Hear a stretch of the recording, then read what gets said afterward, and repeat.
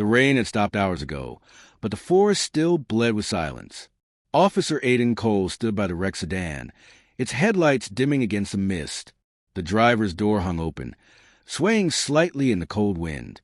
On the ground, small, smeared pawprints. Not just blood, but something else. Pain. Beside him, Ranger, his K9, sniffed the earth with cautious urgency. Aiden swallowed hard. This wasn't the first call that led him into these woods. But something about those pawprints, the way they zigzagged toward the dark, felt personal. And he hated that feeling. If you're the kind who feels stories instead of just hearing them, you'll know what to do. A quiet like or follow helps more than you think. The night pressed close, heavy and wet.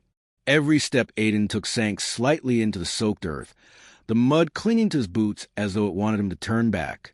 Ranger's tail was stiff, his ears pricked, alert but uncertain. The flashlight's beam trembled as Aiden moved it, cutting through branches dripping with water. "Ranger," he whispered. The dog froze, nose twitching, then looked back at him, those amber eyes catching the faintest glint of the light. Something ahead. Aiden adjusted his grip on the flashlight and drew his weapon. "Show me," he said softly. Ranger stepped forward, slow and deliberate. They'd found the car half an hour ago, a black Honda Civic registered to Laura Hensley, 32, missing since this afternoon. Her sister had called in a panic, said Laura never picked up her son from daycare. The dispatch had logged it as a possible domestic, routine stuff, until the car turned up like this, 15 miles out of town. And now, the blood. Aiden crouched by the first print again. It wasn't clean. The edges were blurred, not from rain, but from weight. The paw looked canine, maybe a shepherd or retriever, but something was off. The spacing was too close, uneven. One paw print had slid sideways, almost like the animal had stumbled. A wounded dog. He sighed, rubbed a hand across his stubbled jaw, and looked down the narrow trail that cut into the woods. "Ranger, track," he ordered quietly. Ranger's nose dropped to the ground, and the forest swallowed them whole. The woods behind Miller's Creek had always carried stories, the kind locals told when the bar got too quiet. Hunters vanishing, kids swearing they saw a figure moving between the trees at night. Aiden didn't buy into any of that. He believed in people. People were worse than ghosts. The beam of his flashlight glided over tree trunks slick with rain. Every now and then, a drop would fall and hit his wrist, cold enough to make him flinch. Somewhere behind them, thunder rolled, far off, but heavy. "Keep it steady, buddy," he murmured. Ranger huffed quietly, pressing on. They reached a clearing after 10 minutes. The air changed here, thicker, metallic. The smell of iron and wet earth mingled in the cold. Ranger stopped suddenly, head low, body tense. Aiden's chest tightened. "What is it?" The dog didn't bark. He just stared. The flashlight found it first, a small patch of red on the grass. Then another, and then a whole section of dirt darkened by something soaked deep in. Blood. And in the middle of it, a collar. Aiden knelt. It was pink, faded, with a tiny silver tag shaped like a bone. He brushed off the mud. The name was still visible. "Misty." He frowned. He knew that name. A couple out on Lake Ridge had reported their golden retriever missing 3 days ago.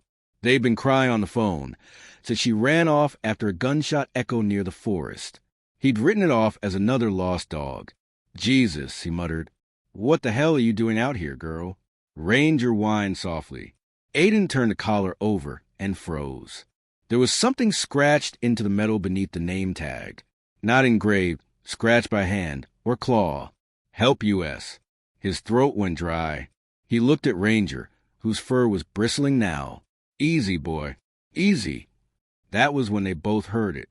A sound, faint but distinct, coming from deeper in the woods.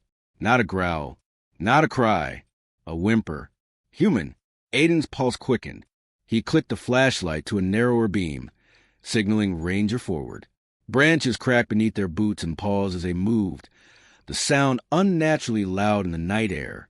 The whimper came again, softer this time, but clearer. A child. God damn it. Aiden breathed. He picked up the pace. The trail twisted sharply downhill, the mud slick. He almost lost footing, grabbing onto a branch to steady himself. The smell of blood was stronger here, and there, at the base of a tree, movement. Ranger growled low, ready. Aiden raised his light. What he saw made his stomach clench. A small boy, maybe 6 or 7, huddled against the trunk, arms around something wrapped in a jacket. His face was streaked with mud and tears. Beside him, a smear of red leading into the shadows. Hey, it's okay, Aiden called, lowering his gun, his voice steady but gentle. My name's Aiden. I'm a police officer. You're safe now, all right? The boy flinched at the light, clutching the jacket tighter. Ranger stayed still, head low, eyes locked on the dark just beyond the kid. Where's your mom? Aiden asked carefully, stepping closer. The boy didn't answer. He just looked up, eyes glassy, lips trembling. She said she'd come back, he whispered. Aiden felt his gut twist. Where did she go, buddy? The boy pointed shakily toward the deeper part of the woods. Aiden turned the beam. The paw prints were there again, but now mixed with something else. Boot tracks, adult size, and smeared handprints on a nearby rock. The boy's voice cracked as he added, She told me not to move, so the bad man would smell us if I cried. The world went still. Aiden's finger tightened around his flashlight. Bad man? The boy nodded, eyes wide, pupils blown. He had a dog too, but it didn't bark. Ranger's growl deepened, low and feral. Aiden's breath came slow, controlled. He scanned the trees. All right, he said under his breath. We're not alone.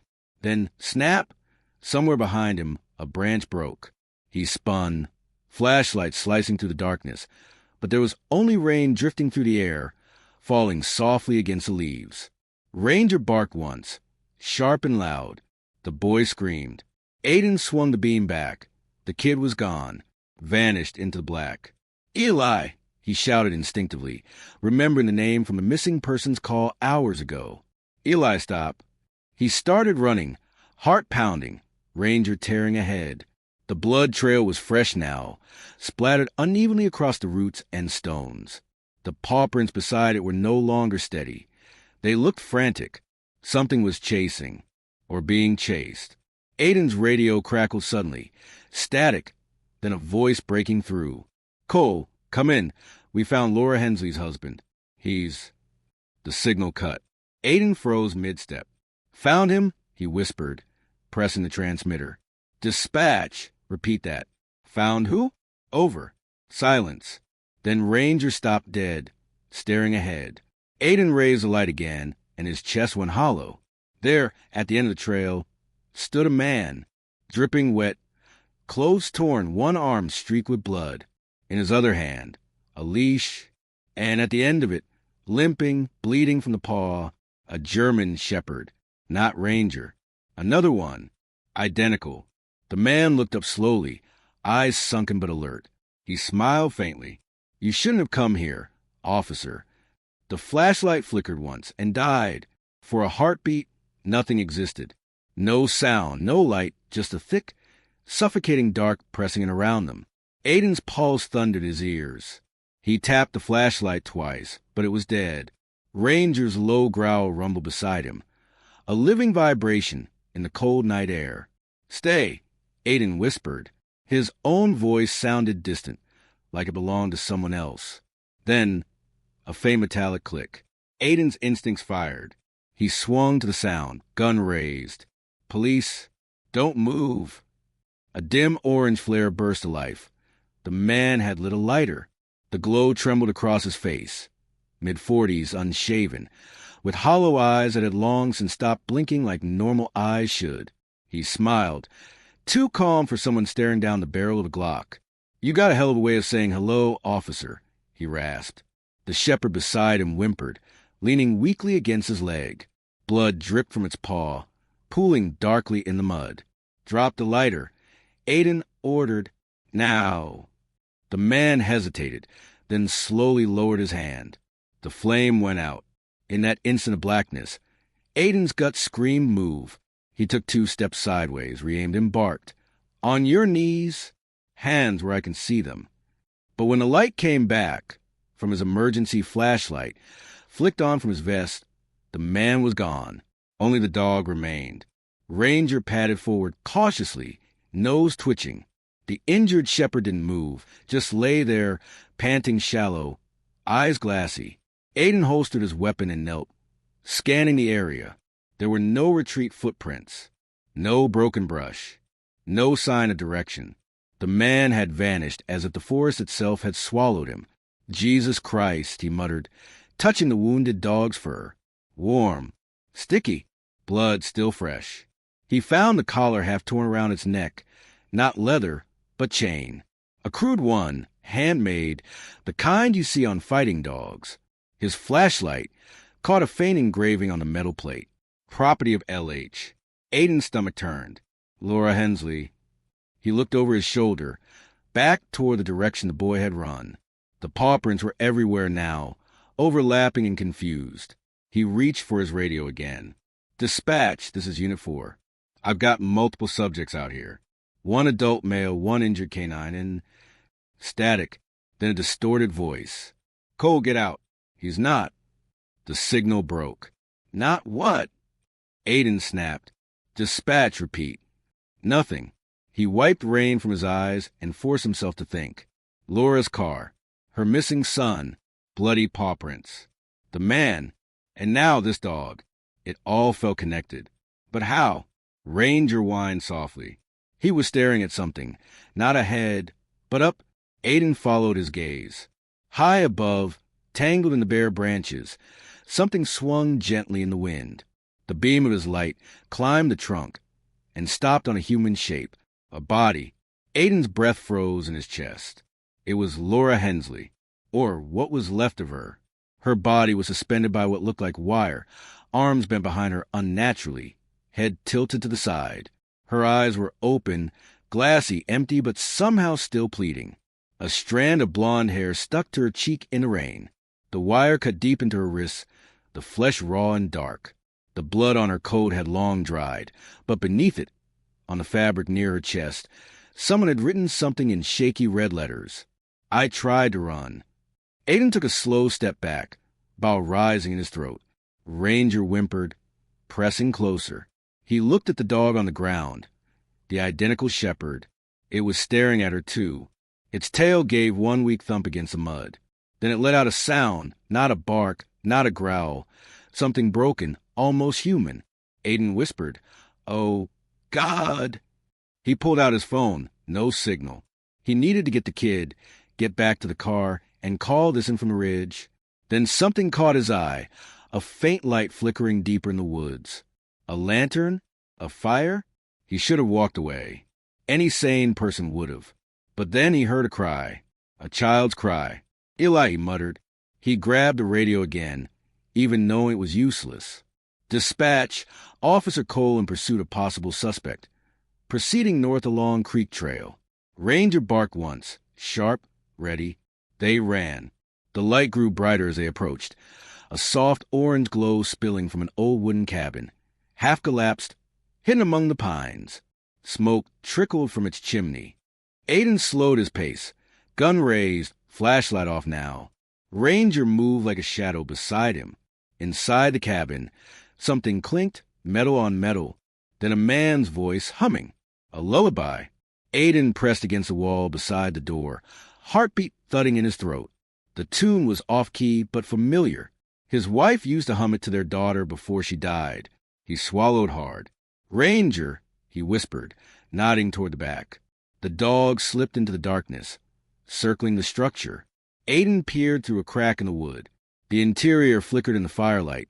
Jars lined up on shelves, each filled with cloudy liquid and things floating inside. Bones, teeth, fur. In the center of the room stood the man from before, hunched over a table. He was cleaning something with a rag, a small, bloodied shoe, a child's. Aiden's stomach dropped. And then he saw the boy, Eli, sitting silently in the corner, eyes wide, staring at nothing.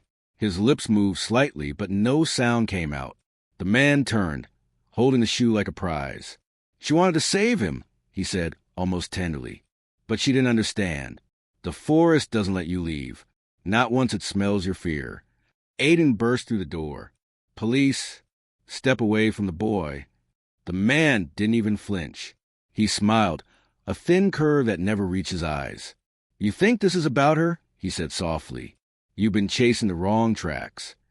Ranger growled behind him. The man tilted his head toward the dog, voice lowering to a whisper.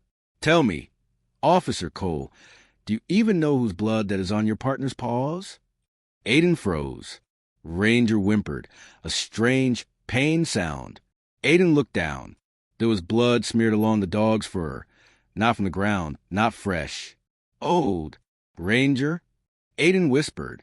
The man laughed quietly. You brought him back, didn't you? You couldn't just let him go. Aiden's grip on the gun trembled. What the hell are you talking about? The man stepped closer to the firelight. His face was clearer now, gaunt, pale, eyes bright with something close to madness. You found him at the river last year, he said. The drowning incident. You told the department he was a stray. He leaned in slightly. But he wasn't. He was mine. Aiden's chest constricted. Memories flashed. The night of the flood, Ranger dragging him from the current, the unmarked tag he'd found on the dog's collar, the faint scar across its snout.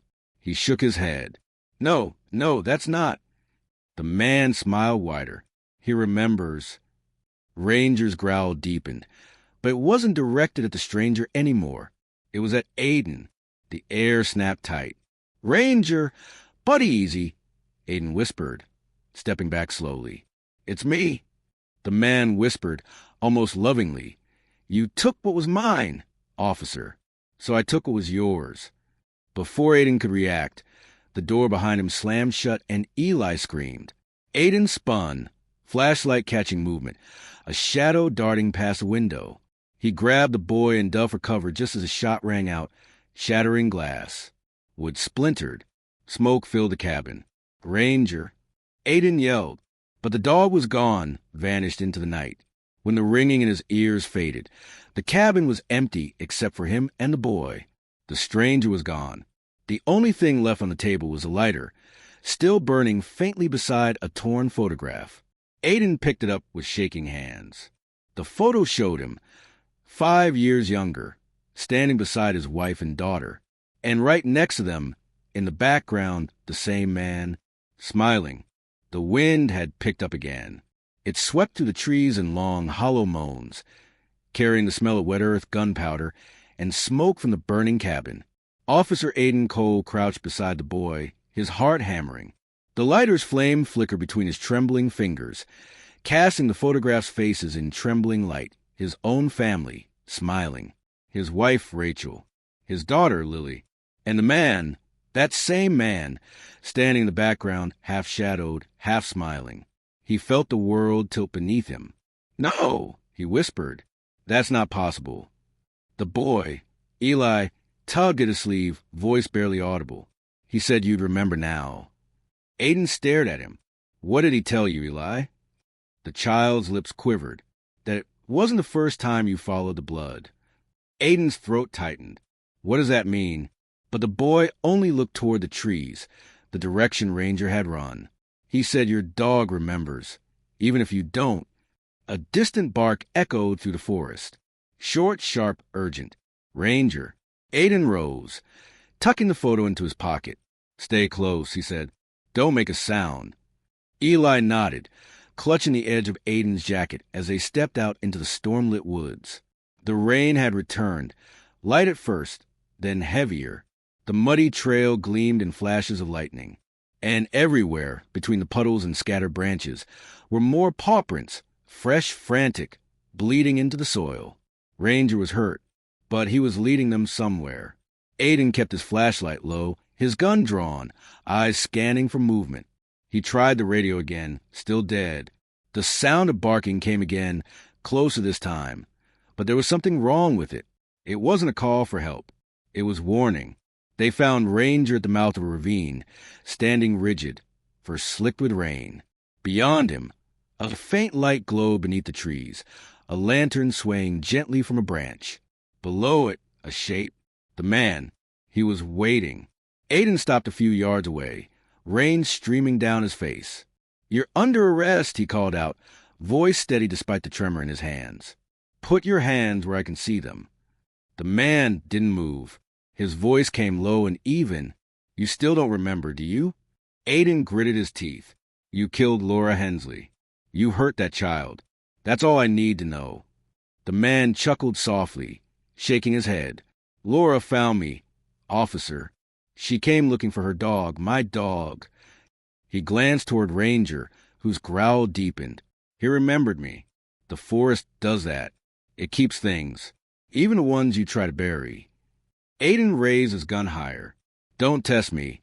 The man took a step forward, the lantern's glow catching his face. His skin looked paler than before, his eyes hollow but burning. "You really don't recall the flood, do you?" he asked quietly. "The night your car went into the river?"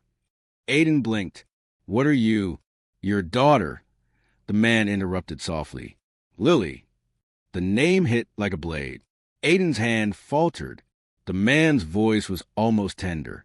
"You lost her that night. Everyone said the current took her. But you came back here. You came to me. You begged for help." Rain hammered against the leaves. Aiden shook his head slowly. "No, I..." The man smiled faintly. "You brought her here, officer, to this forest. You thought maybe, just maybe, you could trade something to get her back." Eli clung tighter to Aiden's sleeve. The boy's eyes were wide, terrified. "I don't know what you're talking about." Aiden shouted, voice cracking. But the man only gestured toward Ranger. "You do. You just don't want to." Ranger whimpered. He stepped forward, hesitant, and nudged Aiden's hand, as if begging him to remember. Images flickered in Aiden's mind, broken flashes of that night. The floodwaters rising. Lily's scream. His hand slipping from hers. A dark figure on the riverbank, whispering, "Give me something you love." He'd found Ranger the next morning, drenched, trembling, staring at him from the mud. He'd told himself it was fate, that the dog had saved him. But what if it hadn't been saving him at all? Aiden's voice broke. "What did I do?" The man took another step closer. "You traded your soul for your guilt, officer. You brought back the part of yourself that should have drowned with her. That's why your wife left. That's why you can't sleep. You kept the wrong thing alive." Ranger barked sharply, backing away now, whining as though in pain. The man knelt in the mud, spreading his arms. "He was mine. He belonged to the forest before you stole him. That's why she died. Laura, she tried to take him away again." Lightning split the sky, and for a fraction of a second, Aiden saw something behind the man. A figure, small, a child, standing in the rain, barefoot, hair plastered to her face. "Lily," he whispered. The girl smiled faintly. "Daddy." The word tore through him. He dropped to his knees. No, that's not." The man's voice rose, echoing like thunder. "You brought her ghost here. You fed this forest your grief and called it love. Now it wants balance." Aiden's world fractured. Flashes of memory, screams, the drowning, the whispers. He looked at Ranger, trembling, bleeding, eyes full of sorrow. "Ranger." The dog limped forward, pressed his head against Aiden's knee, and looked up at him. A look that said, "Forgive me." The man whispered, "Only one way to end it, officer." Aiden raised his gun with shaking hands, pointing at the stranger. "No, I'm ending you." But the man didn't flinch. "You can't kill what's already buried." Lightning flashed again, and in that instant, the man was gone. In his place, only the collar lay in the mud. Misty. Aiden stared at it, chest heaving. The forest seemed to exhale, the rain slowing, the wind softening. Ranger let out a low cry and collapsed. Aiden caught him before he hit the ground. No. "Stay with me, buddy," he murmured, holding the dog's head in his lap. Blood pulsed from the wound in his side, seeping between Aiden's fingers. Ranger's breathing slowed. His eyes, those amber eyes, looked up one last time, full of something achingly human. Then they stilled. Aiden's vision blurred. The sound of the storm faded until there was only the forest, quiet, watching. He felt Eli's small hand touch his arm. "Is he gone?" the boy whispered. Aiden nodded faintly. "Yeah, kid, he's gone." The boy looked toward the trees. "Then it's over." Aiden followed his gaze. The girl, Lily, was gone too. Only the mist remained. He stood slowly, still holding Ranger's collar. "Come on," he said softly. "Let's go home." Epilogue. 2 weeks later. The official report said Officer Aiden Cole rescued a missing child after a fatal encounter with an unidentified suspect near Miller's Creek. No mention of the cabin. No mention of Laura. No mention of what the forest took that night. Aiden sat on his porch, watching the sunset behind the trees. The collar rested beside him on the table, polished clean, the name barely visible now. Ranger. He'd replaced the old tag, not to forget, but to remember the truth. When the wind moved through the trees, it almost sounded like a bark, distant, gentle. He smiled sadly, whispering, "Good boy." The woods didn't answer, but for the first time in a long while, they felt quiet.